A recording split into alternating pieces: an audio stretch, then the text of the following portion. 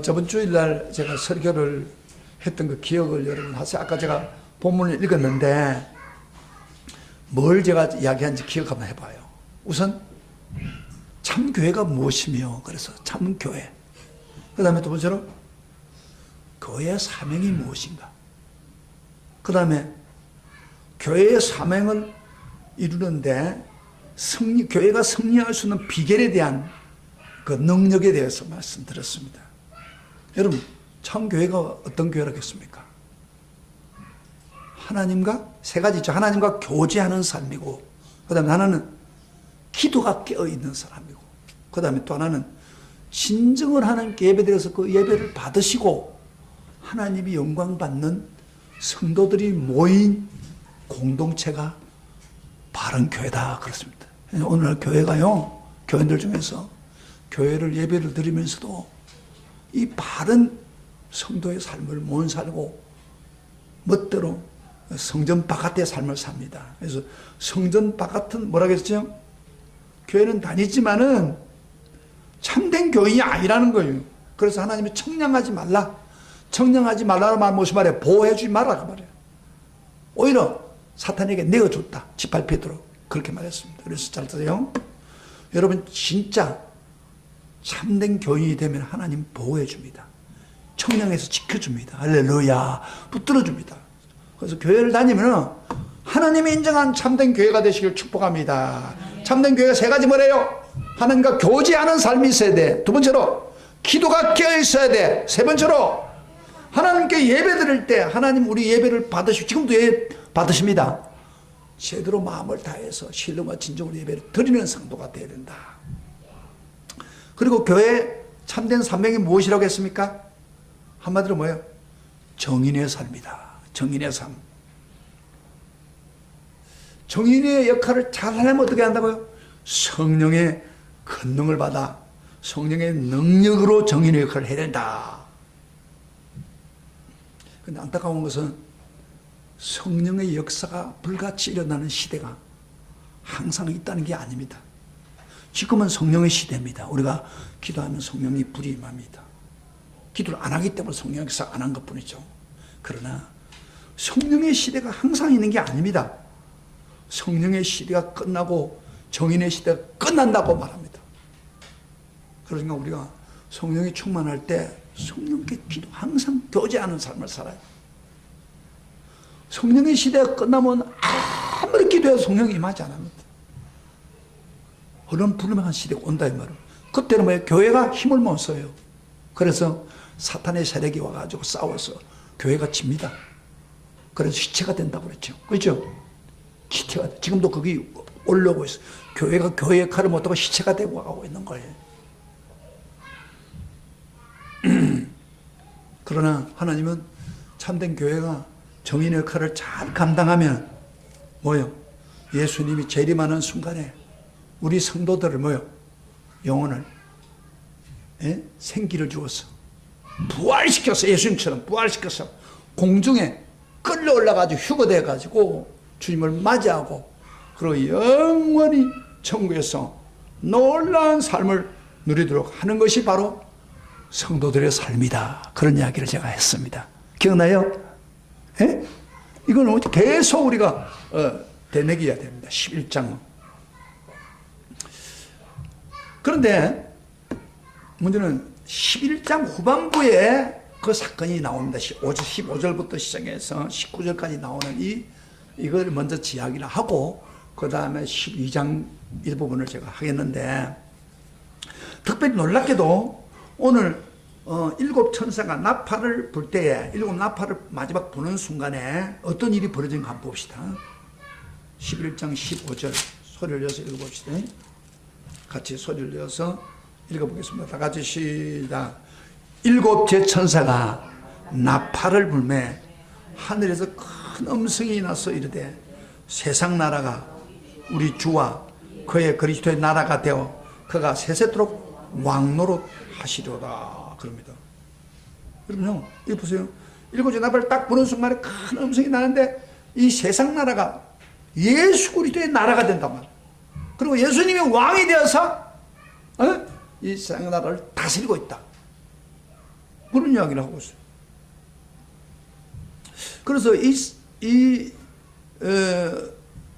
사실을 다시 24장로가 찬양을 하면서 다시 확인합니다. 16절부터 17절 보세요.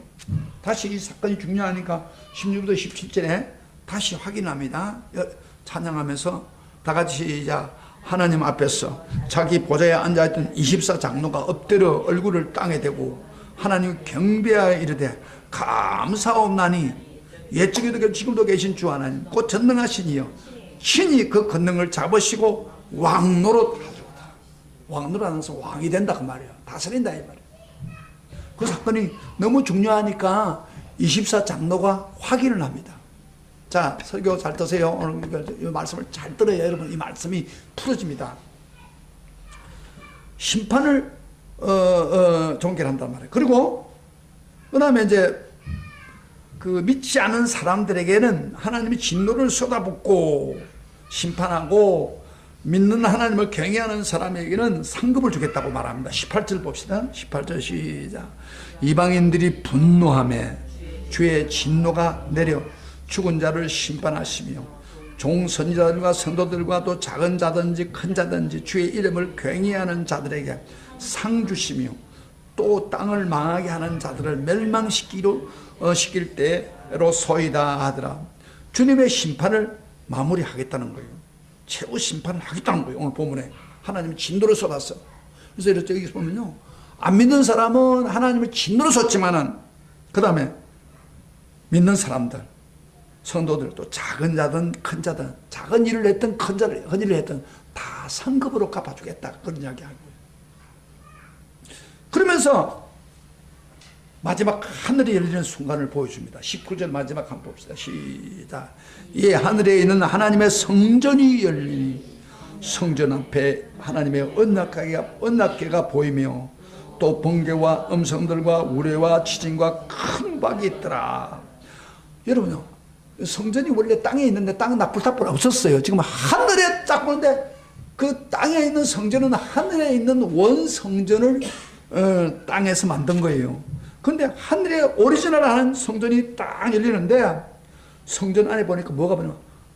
하나님의 언약궤가 보인다. 언약궤가 뭐예요? 여러분, 모세가 언약궤에 들었을 때 그 뭐예요? 지성소에 그게 바로 그 하나님 십계명 두 돌판하고 상난 지팡이하고 그 다음에 만나를 뒀는데 가장 중요한 것은 십계명 말씀이에요. 말씀, 언약궤에 있는 말씀. 그러면 이걸 왜 보여줘요? 하나님 말씀이, 언약궤에 있는 말씀이 완전히 성취되었다 하는 것을 사람들에게 보여주고 있는 거예요. 그러면서 그 성취된 것이 땅에 이루어졌다. 거기 뭐예요? 번개와 음성들과 우레와 지진과 큰 우박이 있더라. 이게 하나님의 놀라운 역사가 이 말씀대로 이루어졌다는 것을 보여주고 있습니다. 다시 말하면 무슨 말입니까? 이 모든 걸 다 이야기한다면은 일곱 나팔, 천사가 일곱 나팔을 불 때에 일곱 나팔이 불려지는 순간에 바로 성도가 휴거할 뿐 아니라 최후 승리할 것을 성경은 보여주고 있는 거예요. 여러분요, 이 사건은, 여기 계시록에 있는 사건은 다른 성경에서도 다시 확인을 해요. 마지막 나팔 불 때에 하나님이 성도를 휴거시켜서 마지막 최후의 승리할 것을 보여주는 것이 나오는데 한번 찾아봐요. 고린도전서 찾아봐요. 요한계시록 말고 앞으로 보면 고린도전서 15장 51절부터 52절까지 이야기를 확인하고 해줍니다. 우리 다 같이 우리 페이지수로 그 고린도전서에 쭉 앞으로 보면 있어요. 고린도전서 15장 51절 그 페이지 수가 283페이지입니다. 다 같이 읽겠습니다. 51절부터 보겠습니다. 시작.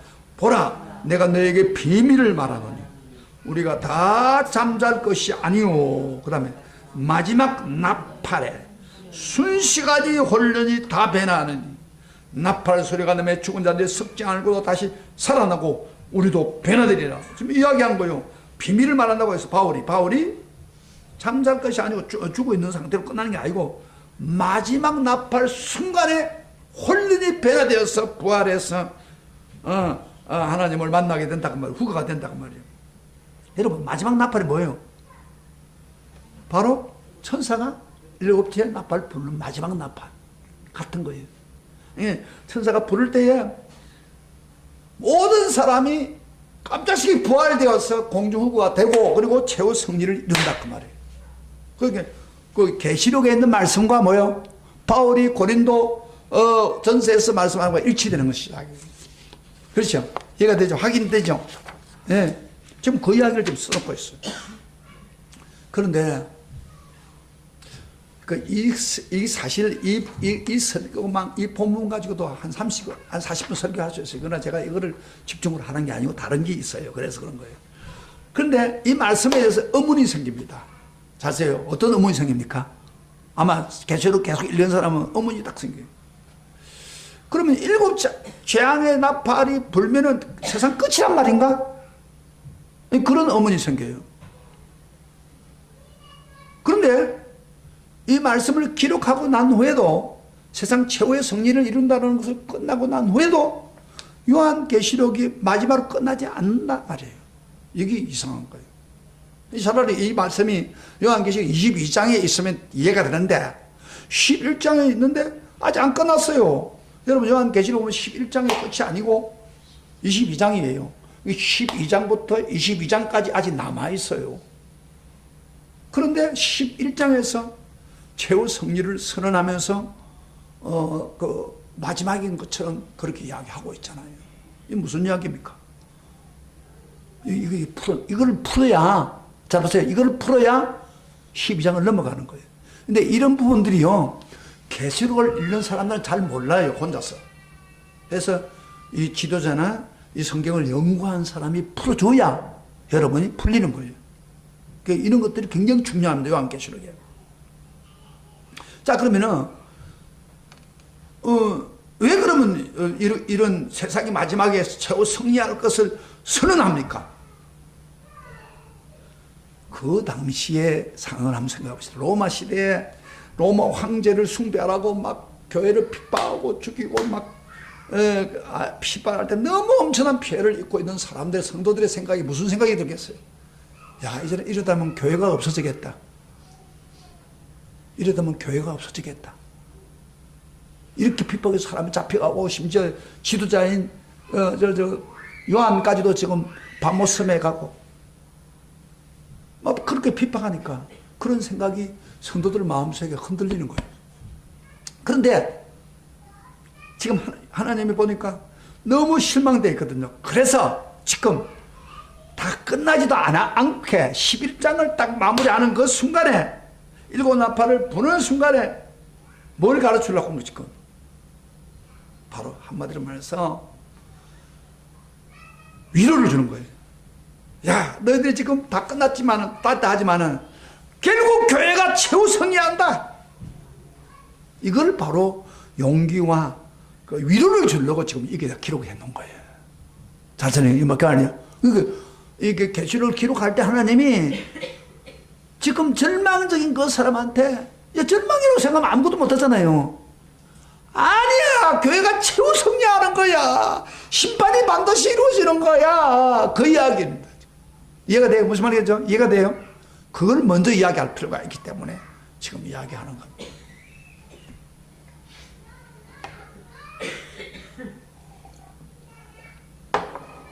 지금 축구가 하고 있었어요. 이번에는 반드시 아시안컵 될 줄 알았어요. 그런데 뭐 한 방 먹고 나니까 좋은 거예요. 그런데 지금 내 팀이 올라왔는데 내 팀 보고 반드시 1등 잡혀야 될 것이다. 그렇게 선언한 거 똑같은 거예요. 한국은 뭐 저는 속으로 야, 이번에 아시안컵 되겠다 속으로 했지만은 내가 하나님이 아니니까 나 카타르한테 그 한 방에 골 들어가면 별 수 없는 거예요. 잘 싸우다가 한 방에 무너져 버리더라고요. 근데 성경은 그렇게 말하잖아요.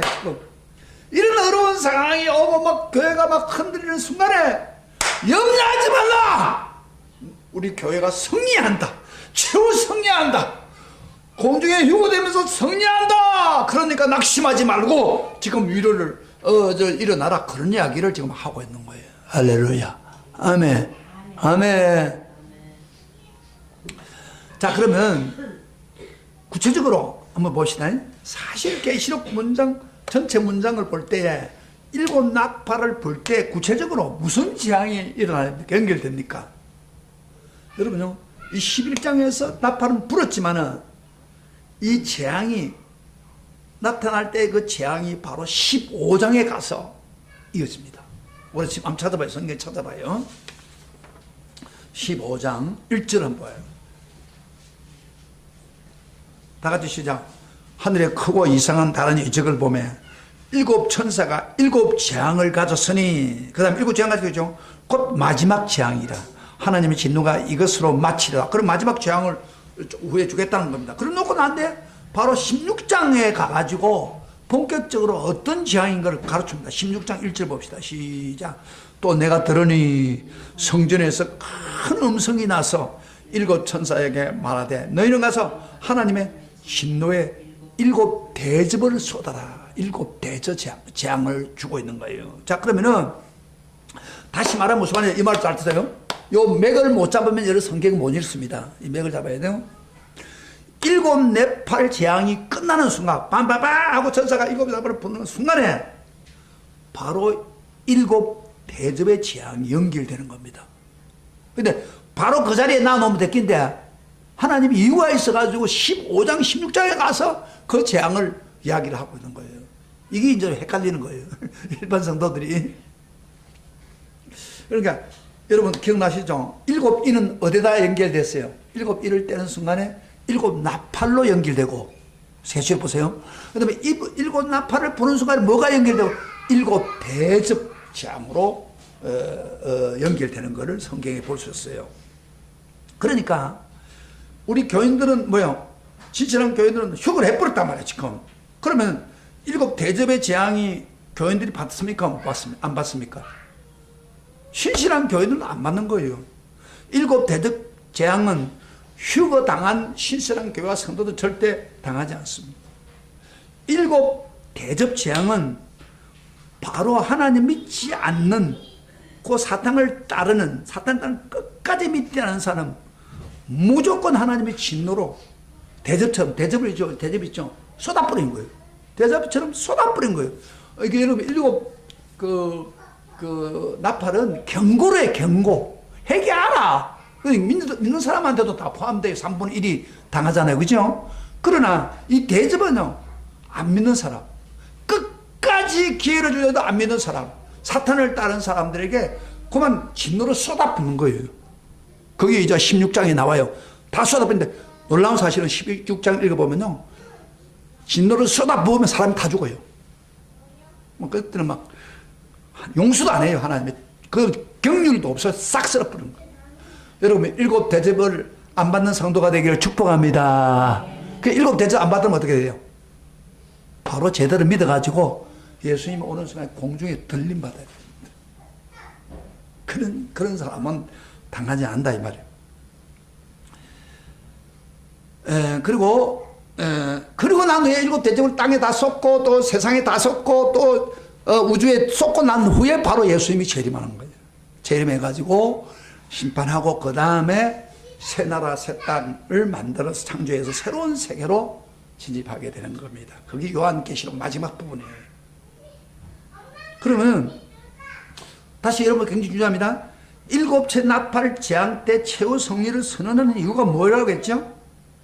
지금 현재 교회가 너무 힘드니까 위로와 격려를 주기 위해서 반드시 우리가 승리한다, 염려하지 말라, 그 하기 위해서 11장에서 최후 승리를 언급하고 있는 겁니다.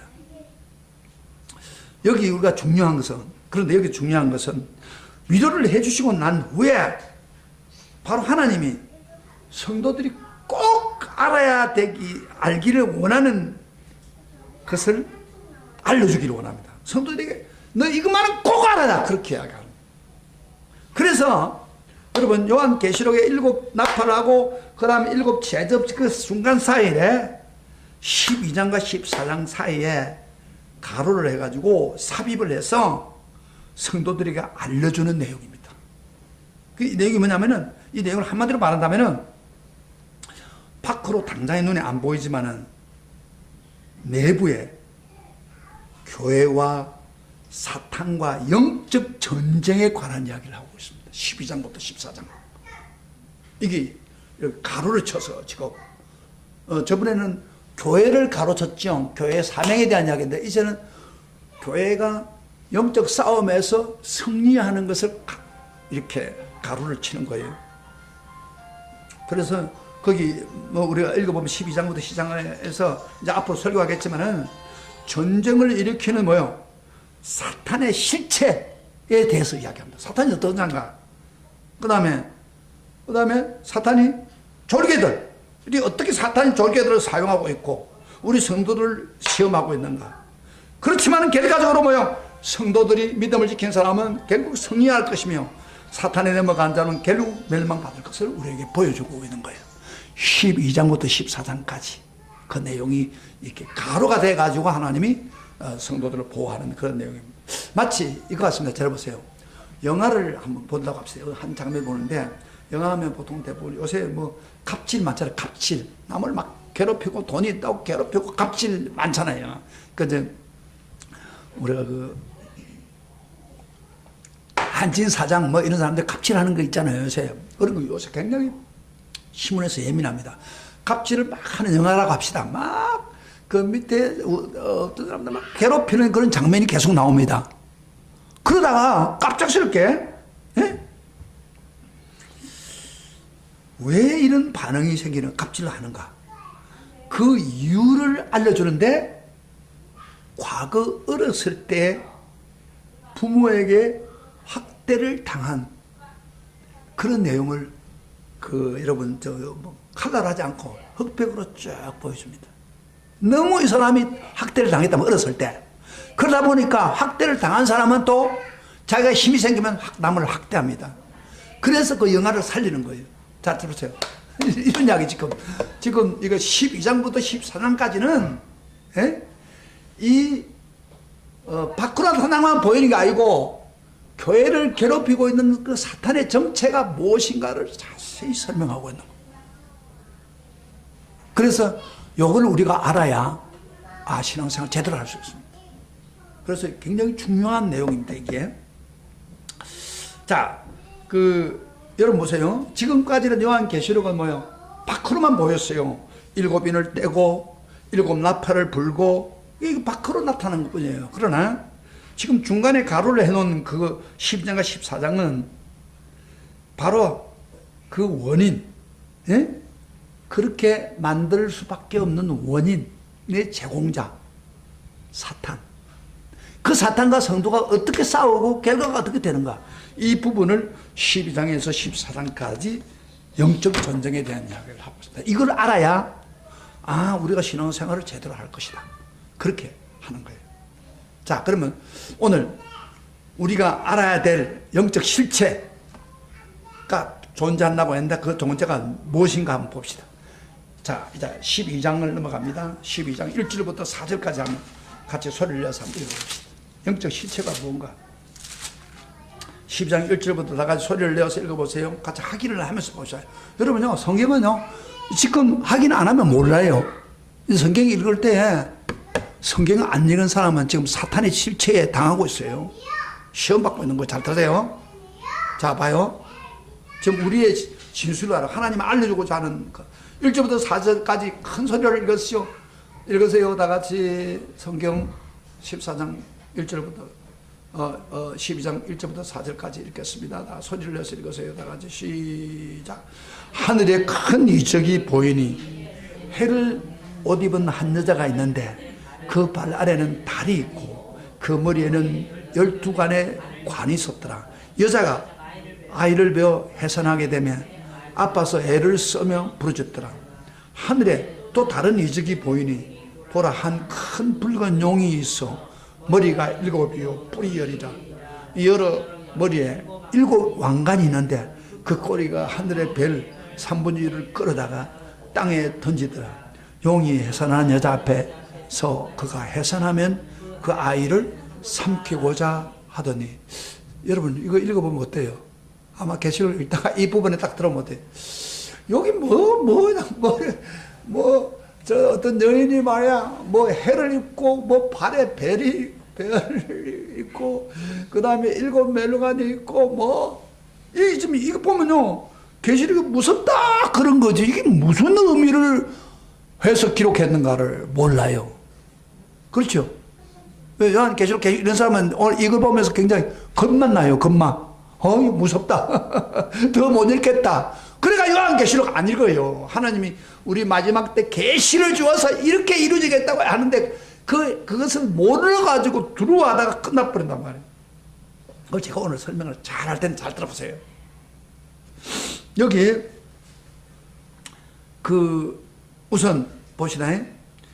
큰 이적이 보인다고 그랬죠. 1절에 큰 이적이 보인다는 동그라미 쳐놓으세요. 큰 이적이 보인다는 말하고 3절에 가면 또 다른 이적이 보이니 그런 말이 있죠. 이적. 보통 우리가 이적이란 말이 무슨 말이에요? 이적이 보인다 그랬죠. 이적. 기적이에요. 기적. 보통 일반 기적이잖아요. 병을 고쳐가는 게. 그런데요, 여기서 이적이 보인다고 했는데 그 이적은 영어에 보면은 사인으로 되어 있습니다. 사인이란 말은 무슨 말이냐 하면 표적이라는 거예요. 표적이란 말. 그러면 일반 이적과 표적의 차이점이 뭐예요? 예수님이 가나에서 혼인잔치에서 기적을 행할 때 물로 포도를 만들 때 그걸 뭐라고 해요? 표적을 첫 가나에서 표적을 행했다고 그래요. 그 번역 잘한 거 사인했다 이 말. 그럼 사인이나 표적이 뭐예요? 그 이적은 단순히 그 역사를 일으키는 것 뿐이고, 그 표적이라는 말은 무슨 말이냐 하면은, 이 이적을 통해서 하나님이 무엇인가 이야기해 주기를 원하는 거 있어요. 교훈을 주기를 원하는 거예요. 그래서 표적이란 말, 이게 여기 나오는 그 큰 표적이란 말, 큰 이적은 표적이란 말이에요. 그런데 두 가지 표적이 나와요. 자, 우선 두 가지 내용을 제가 설명할게요. 먼저 1절부터 2절은 여자에 대해서 나와요. 여자가 누굽니까? 여자를 표적을 보여줘요. 여자를 말해서 해를 옷 입는 한 여자가 있는데, 그렇지요? 해를 옷 입는 여자가 있다면 무슨 말이에요? 여자가 해를 옷을 입는다. 한번 상상 한번 해봐요. 해로 가지고 완전히 사람을 옷을 입은 것처럼 덮어버렸다 이 말이에요. 해를 옷 입는다. 해가 아니고 해 밖에 비치는 해가 태양을 입고 있다 이 말이에요. 그 태양을 입고 있으면 옷이 막 뜨겁겠죠. 사람들 막 그 접근을 못 하겠죠. 그 다음에 해를 입고 그 다음에 말했어요. 입고 그 다음에 그 발 아래 달이 있고 그 머리에는 12벨의 관을 썼더라. 근데 여자가 아이를 배워 해산하게 되면 아빠서 애로서 부르짖더라. 그런 이야기 하잖아요. 여기에 나오잖아요. 이게 표적인데, 그 표적이 뭐예요? 여자가 뭐예요? 옷 입은 여자.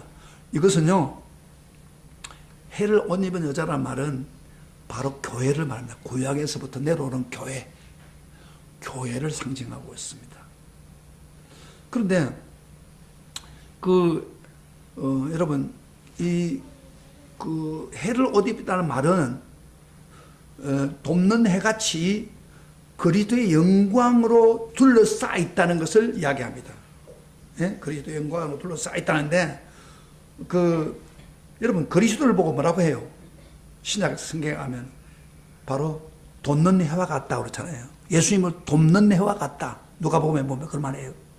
그러니까 예수님이 돕는 해와 같은데 해를 입었다고 하는 거는 바로 한마디로 말해서 예수님의 영광으로 해 같은 예수 그리스도의 영광에 둘러싸여 해를 옷 입는 여자다 그런 이야기예요. 조금 어려운 설명이 좀 어려운 거예요. 쉽게 말하면 교회를 이야기해요. 교회가 예수의 그 해와 같은 그 영광스러운 몸으로 옷을 입고 있다면, 그럼 달은 뭐예요? 다리 밑에는 달이 있다고 했는데 그 달은 뭐예요? 발 아래는 달이 있다는 것은 여러분 달은 존재하는 게 뭐예요? 해가 비춰주니까 달이 그 빛을 받아가지고 전하는 거예요. 마찬가지로 이 교회를 통해서 구원받고 변화된 사람들, 그걸 달을 이야기하는 거예요. 그 다음에 그 머리에는 12관이 있다고 그랬어요. 12관. 12별의 관이 있다. 12별의 관. 이게 뭐예요? 그 어떤 사람이 이걸 상상해서 그림을 그렸는데 아주 막 이상한 괴물같이 보여요. 12별의 관은 구약의 12지파 있잖아요. 아까 교회가 구약에서부터 시작됐어요. 그런데 교회 12지파가 나오자, 12지파. 12지파. 12지파를 상징하고 있는 거예요. 그래서 12지파의 영광을 돌리는. 네, 그런 이야기를 한다. 그래서 이건 바로 말하면 교회. 그 다음에 여기 그 12 여인이 아기를 배웠다고 했잖아요. 아기를 배워서, 그 아기를 놓으려고 한다고 말이에요. 그게 무슨 말이냐면, 아이는 누구냐면은 바로 우리 메시아 오실 예수님을 이야기하는 거예요. 예? 그분을 보내주겠다. 그런 이야기입니다. 해산하는 거. 그래서요, 5절에 보면은, 오늘 본문에 보면, 5절, 본문 다시 보면 12장 5절 봅시다. 시작. 그 여자가 아들을 낳으니, 뭐요? 이는 장차 철장으로 만국을 다스릴 남자라. 그 아이를 하나님 아까 그 보좌 앞으로 올라갔다. 그건 뭐예요? 바로 예수님이에요. 예수님 철장을 다스리는 그 능력을 받아가지고, 바로 보좌 앞으로 올라갔다는 것은, 부활해서 하나님께 돌림받는 걸 이야기해요. 이 놀라운 사실은요, 철장으로 만국을 다스린 남자를 구약에서는 예언해놨어, 미리. 우리 한번 찾아봐요. 10편, 2편 찾아봐요. 한번 찾아봐요. 이건 그 성경을 가지고 봐야 이게 뚫히는 거예요. 자, 10편 보세요. 10편, 2편. 7절부터 9절에. 그렇게 목사님이 이야기할 때는 성경 전체를 가지고 지금 여러분을 설명하고 있는 거예요. 10편, 2편에 예수님이 태어날 것을 이야기하면서 7절부터 9절에 그 이야기를 하고 있습니다. 다 같이 봅시다. 다 같이 시작. 내가 여호와의 명령을 전하노라. 여호와께서 내게 이르시되 너는 내 아들이라. 오늘 내가 너를 낳았도다. 내게 구하라. 내가 이방 나라를 내 유업으로 주리니. 예수님에게 이야기하는 거예요. 내 소유가 딴 것까지 이루어다. 그 다음에 내가 철장으로 그들을 깨뜨리며 질그릇같이 부수리로다. 그러냐고요. 만국을 심판할 수 있는 그런 능력을 가진 겁니다. 철장이라는 게 여러분 기억나죠? 이게 철로가 된 걸 가지고 막 기두리는 거 있잖아요. 그런 능력을 가진 분을 예수님 이야기합니다. 놀라운 사실은요, 여러분 성경 전체로 보면은 예수님이 언제부터 이 세상에 오겠다고 했습니까? 성경에. 여러분 잘 보면 성경에 보면요, 창세기 아담 이브가 타락할 때 하나님 저주하는 과정에서 바로 예수님이 오실 것을 제일 첫 예언해 놨습니다. 이 바로 창세기 3장 15절이죠. 한번 같이 한번 찾아봐요. 창세기 앞에 예수님이 어떻게 온다는 걸 이야기하고 있죠. 이게 고차원적인 설교입니다. 이게 보통 설교 아니에요. 잘 들으세요. 3장 15절 다 같이 읽어보시다. 시작. 내가 너를 여자의 원수가 되게 하고 내 후손도 여자의 후손과 원수가 되게 하리니. 여기 마귀에게 지금 이야기하는 거예요. 여자의 후손은 내 머리를 상하게 할 것이요 너는 그의 발꿈치를 상하게 한다. 머리를 상한다는 뭐예요? 예수님이 십자가에 죽으시다가 여자의 후손으로 십자가에 죽으시다가 뭐 한다고요? 너의 고통을 깨뜨린다. 사탄의 고통을 깨뜨린다. 그래서 예수님이 오셔가지고 우리를, 사탄의 고통을 깨뜨리고 우리를 구원한다는 것을 예언해 놓은 거예요. 그러면 이 사탄이 모를까요? 알까요? 알죠. 그래서 할 수 있다면 사탄은 예수님이 오지 못하도록 막았어요.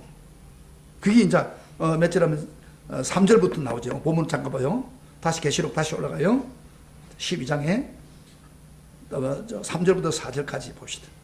계시록을요, 집중해가지고 들으려고 하지 않은 사람은 이 설교 듣기 힘들어요. 그래서 제가 하는 거예요. 관심이 없는 사람은 벌써 다른 짓 하고 앉는 거예요. 벌써. 자, 봅시다. 12장 13절부터 4절 한번 봅시다. 어떻게 또 오는가 봅시다.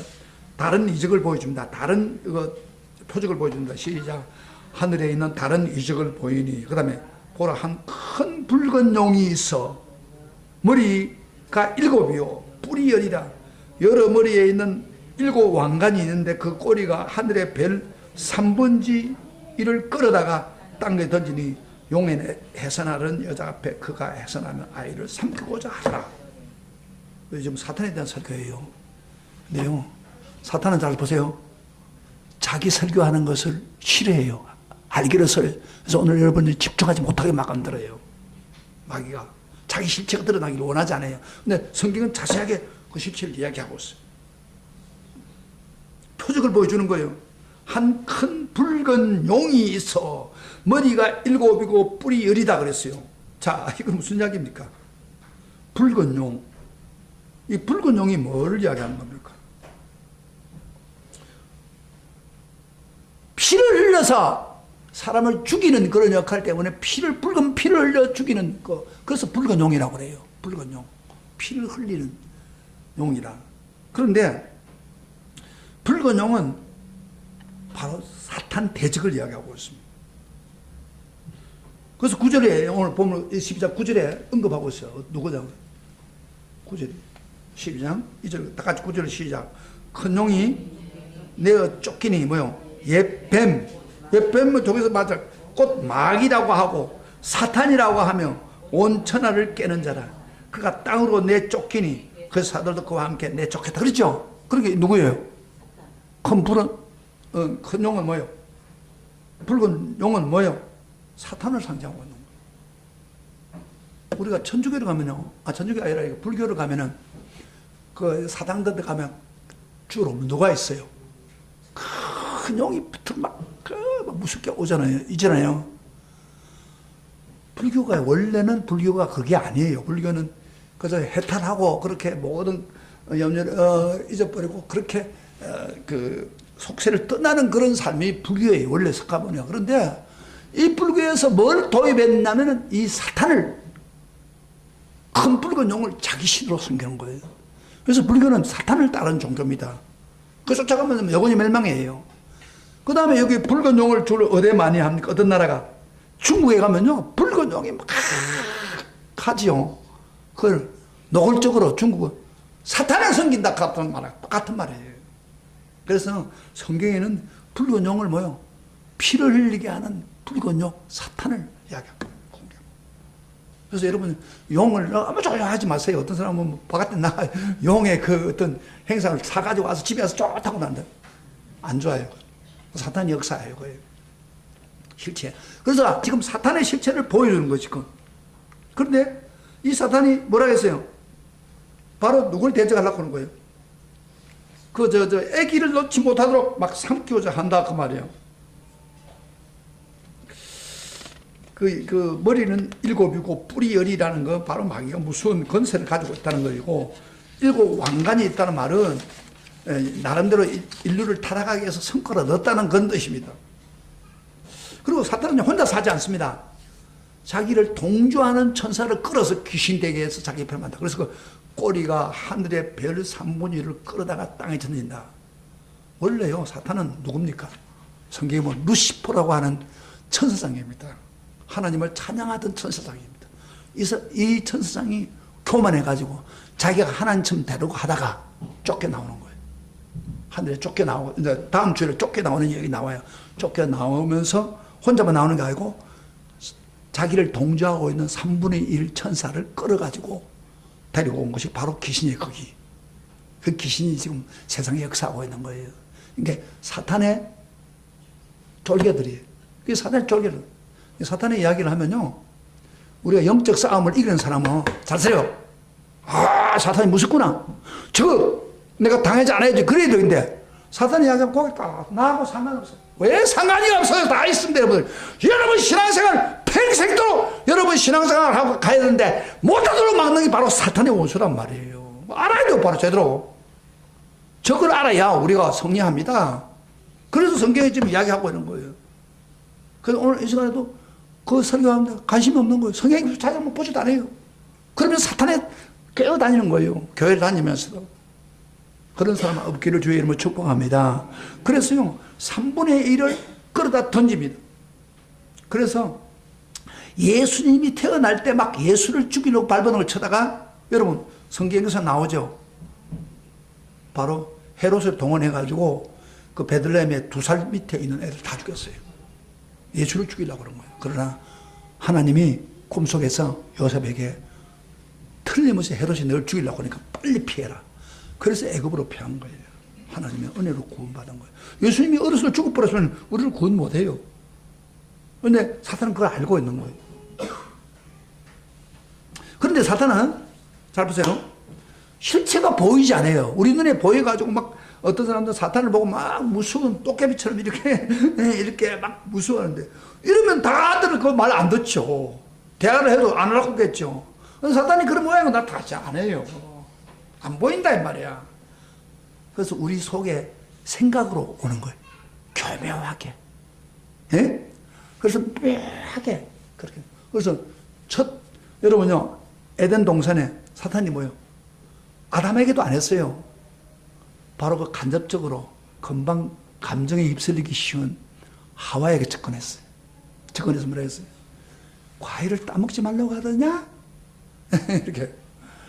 다 따먹는 손 만지지 마셔.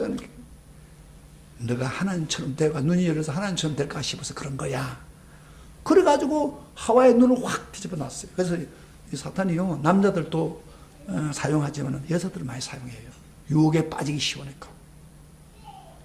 그래가지고 그 에덴 동산에서 하나님 관계를 다 끊어버리고 완전히 저 멸망의 길로 가게 만들었잖아요. 그게 역사입니다.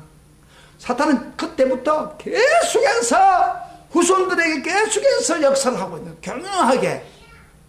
특별히 우리 예수 믿고 구원받은 사람들, 예수님 와서 십자가에 죽으시고 믿기만 죄 용서받는 구원받는 성도들을 할 수만 있다면 유혹합니다. 그래서 복음을 전할 때 제일 사탄이 개입을 해요. 복음 못 전하게 만들어요.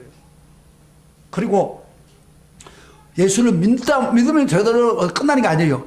믿어도 끝까지 믿지 못하도록 막 예배 드리지 못하게 만들고, 늦게 오게 만들고, 그 다음에 예배 시간에도 다른 생각을 하게 만들고, 교묘하게 믿음에 접근 못하게 막는 거예요.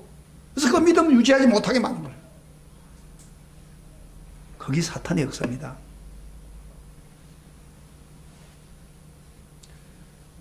가끔 성도들이 이런 경우 있죠. 어떤 성도는 신앙을 참 잘했는데 갑자기 신앙이 퇴보하고 그리스도를 떠나는 경우가 있습니다.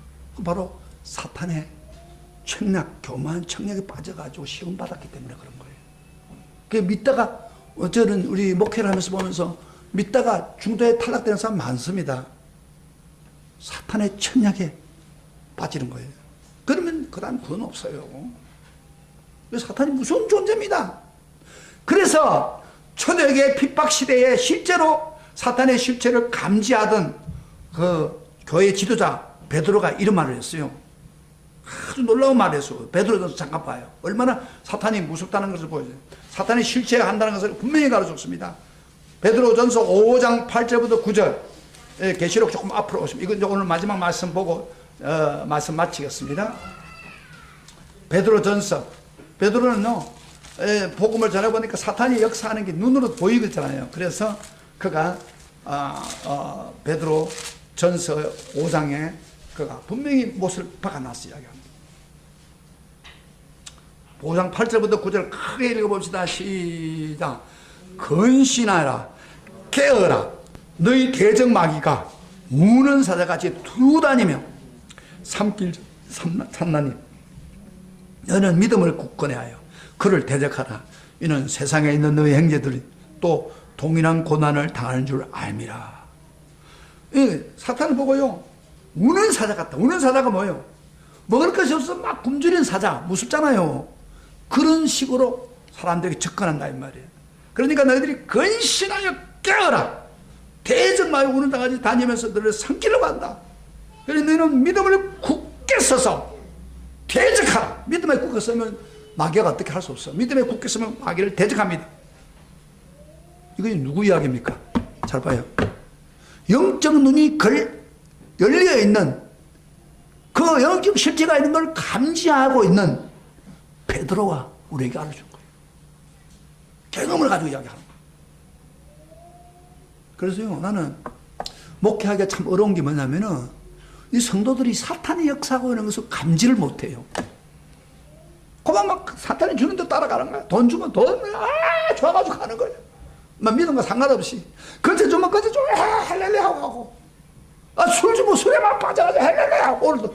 오늘 술 먹고 안 온 사람이 있어요, 지금. 술에 빠져가지고. 그래가지고 예수를 못 믿게 해요. 그럼 교회 왔어도 흔들어 놓고 있던 거예요. 이 사탄의 실체로 여러분 확인해야 됩니다. 실제 확인하고 있습니까? 나를 파괴시키는 사탄이, 나를 무너뜨리는 사탄이 있다는 걸 여러분 인식하십니까? 인식하시면 아멘 하시길 바랍니다. 인식하십니까? 눈이 동그래가지고 쳐다봐야죠. 그렇습니다. 이게 나를 멸망시키는 거예요. 나를 흔들어, 내 약점을 가지고 달려드는 거예요. 그럼 딱 걸리면 막 걸려버려가지고 신앙생활 못하는 거예요.